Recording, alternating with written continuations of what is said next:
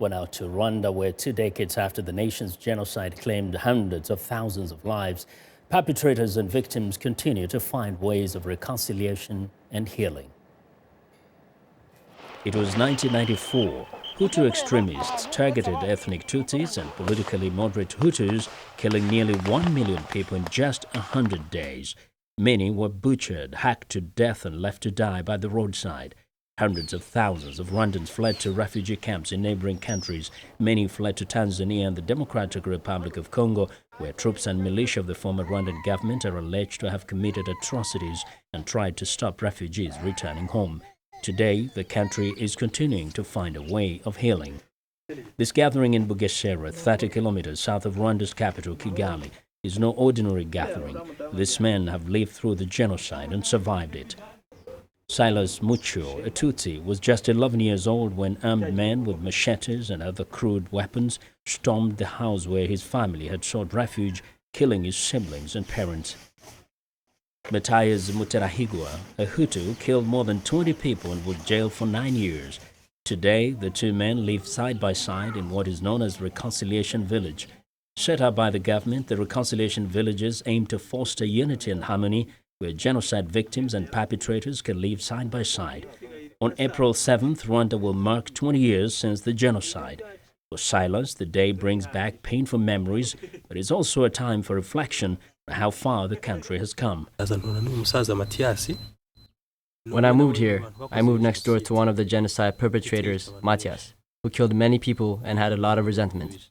When I first found out that I'd be living here next door to a genocide perpetrator, I was scared of him. But he turned out to be a good neighbor. He told me, "Silas, even though I killed people, I am no longer a killer today. I have repented. I know that everyone now knows that I am not who I was before." Confronted with a monumental judicial crisis in 1996, the country came up with a novel solution, the Gacaca courts, based on the traditional justice system. Today, one of the perpetrators, Matthias, says he never thought he would be able to lead a normal life following his role in the genocide. When I was in jail, I had given up hope. I didn't think that someone who killed would be freed, then go on to live like other Rwandans. I was scared. But after confessing my crimes, I felt like a burden had been lifted off my shoulders. I was relieved when the president said that those who confessed their crimes and asked for forgiveness would be set free. I didn't believe it at first.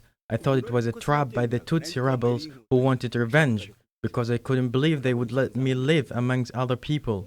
Bishop John Ruchahana is the president of the National Unity and Reconciliation Committee, mandated to mobilize Rwandans to reconcile and unite. We don't have the luxury to do the economy first, then do the healing of the wounds, the memories of our people, the emotions of our people. We have no luxury in Rwanda. We have no choice. We have to do them concurrently. We work with one hand and we wipe the tears with the other one. Back in Bugesera, Silas and Matthias visit a nearby genocide memorial, as they do every year before the anniversary. The memorial is a former church in which more than 5,000 Tutsis and moderate Hutus were butchered. Today, the two men hope that they can build a country that will be safe for their children, regardless of their background or ethnic group. Now, for more on the 20th anniversary of the Rwanda Genocide, viewers, Gabe Joselow joins us via Skype from Kigali. Hello, Gabe. Hi, Vincent. Yeah, now we've talked about reconciliation, and the process has been ongoing for about 20 years, but being there, talking to the people, what are they telling you? How easy is this process? It's a very difficult process. Survivor groups will tell you, though, that they're very much committed to reconciliation. They've tried over the course of 20 years a lot of different methods for bringing people together, for basically just trying to get people to open up. A lot of the programs focus on discussion, on dialogue, then on basically acceptance. And so that's the tactic that they've used the most, and people here are really committed to trying to get over atrocities that happened 20 years ago. So I think that commitment and that discipline, both on the part of the people initiating the programs and the survivors that are participating, has really helped reconciliation come a long way. Do you hear of cases where somebody says, I want to see somebody go to jail? I don't believe in somebody being just forgiven because he has asked for forgiveness. What you hear is a lot of talk about the idea of justice, and the Gacaca courts, which were these grassroots courts that helped communities deal with finding justice for victims of the genocide and for convicting perpetrators, were an effort to promote justice, were an effort to bring that very necessary step and to stop people from being so angry.